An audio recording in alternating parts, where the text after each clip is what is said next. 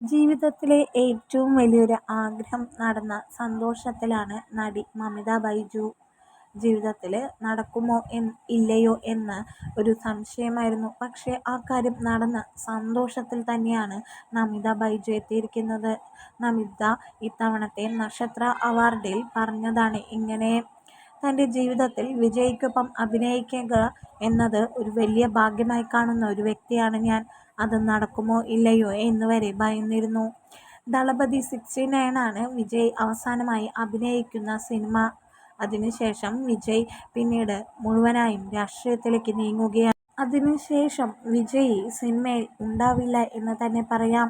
മമിത ഈ ആഗ്രഹം പ്രകടിപ്പിച്ചതിനു ശേഷമാണ് വിജയ് നേരിട്ട് മമിത ബൈജുയെ സിനിമയിലേക്ക് വിളിച്ചത്.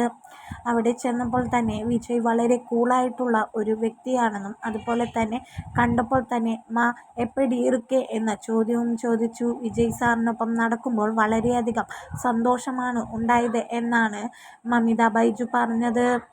ഇനി സിനിമയിൽ അഭിനയിക്കില്ല എന്നതറിഞ്ഞതോടെ എല്ലാവർക്കും വളരെയധികം വിഷമമാണ് വിജയുടെ കാര്യത്തിൽ ഉണ്ടായത്.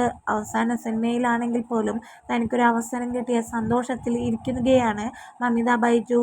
പ്രേമലു അതുപോലെ തന്നെ ഒരുപാട് മിക്ക സിനിമകളിലും വമ്പൻ ഹിറ്റായി മാറിയ ഒരു താരമാണ് മമിത ബൈജു. ദളപതി 69 വരുന്നതിലൂടെയും ഫേമസ് ആകാൻ പോകുന്നു. എന്തായാലും തൻ്റെ ജീവിതത്തിലെ ഏറ്റവും വലിയ ഒരു ആഗ്രഹം, ഒരു അച്ചീവ്മെൻറ്റ് തന്നെയാണ് വിജയ് സാറിനെ നേരിട്ട് കാണുകയും സിനിമയിൽ അഭിനയിക്കാൻ പറ്റിയതുമെന്നാണ് മമിത കൂട്ടിച്ചേർത്തിരിക്കുന്നത്.